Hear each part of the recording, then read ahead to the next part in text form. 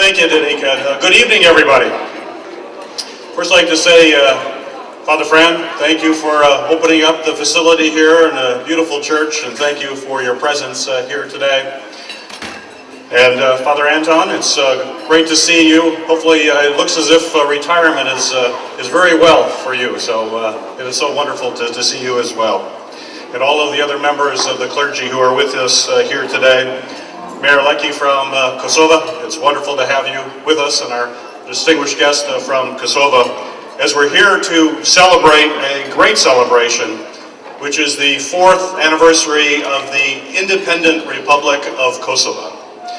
And I think it's very fitting that tonight we actually just about a week ago added another country that now Kosovo is recognized by 86 countries across the world as an independent country.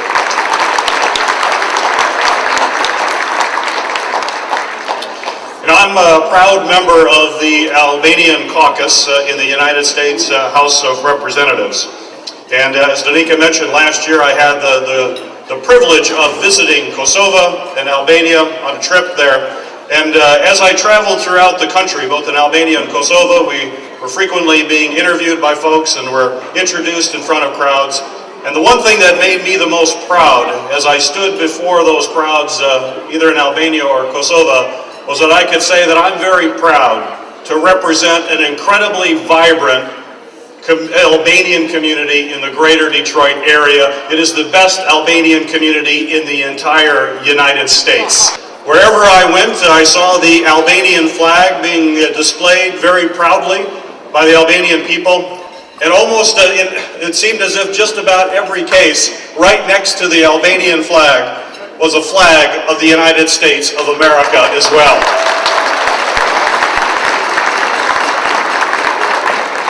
Even being in the power plant in Kosovo outside of Pristina, in the power plant, in the main control center, was a large picture of Bill Clinton draped with the U.S. flag. That certainly reminded me as I saw that and traveled that the United States of America has no better friend in the world than Albania and Kosovo. Thank you so much for being my friend.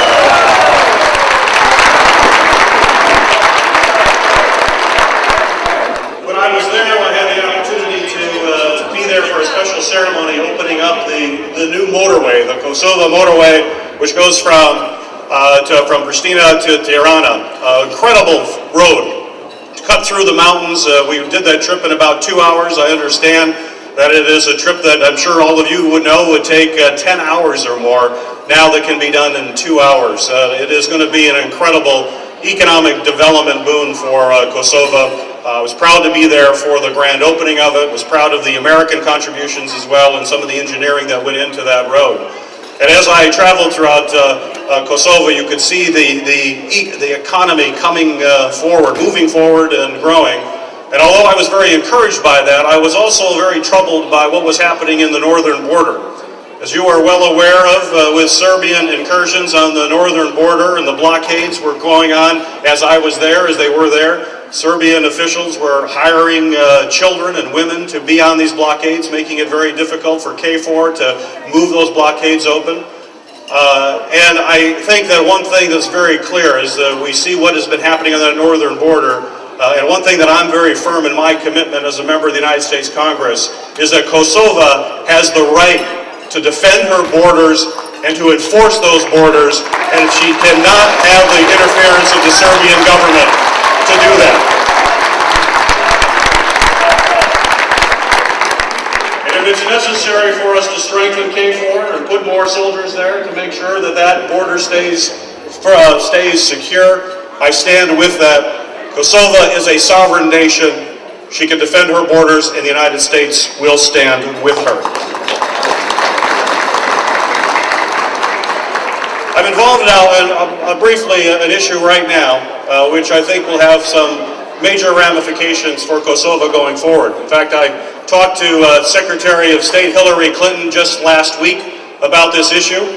In fact, I was also very proud to tell the Secretary of State Clinton that I'm really looking forward to being here with the Albanian community of Detroit, and she sends her wishes. and sends her best to all of you. She cares very deeply about Kosovo. Obviously, with her involvement and with her husband's involvement, she has been working very diligently and shares a concern that I have, and I'm sure that each and every one of you has right now, that as Serbia is moving towards candidate status for admission into the European Union, I'm very concerned if they get that candidate status that we will lose some leverage to get the Serbians to behave as they should on the border, to behave in recognizing Kosovo as an independent nation. But it looks as if the EU is about to do that. I think within a matter of weeks, Serbia will be entered into candidate status with the European Union.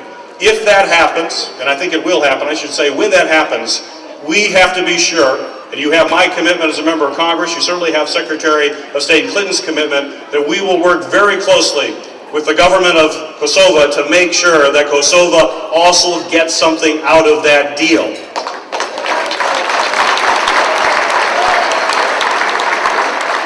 Initially, it may be things such as visa liberalization.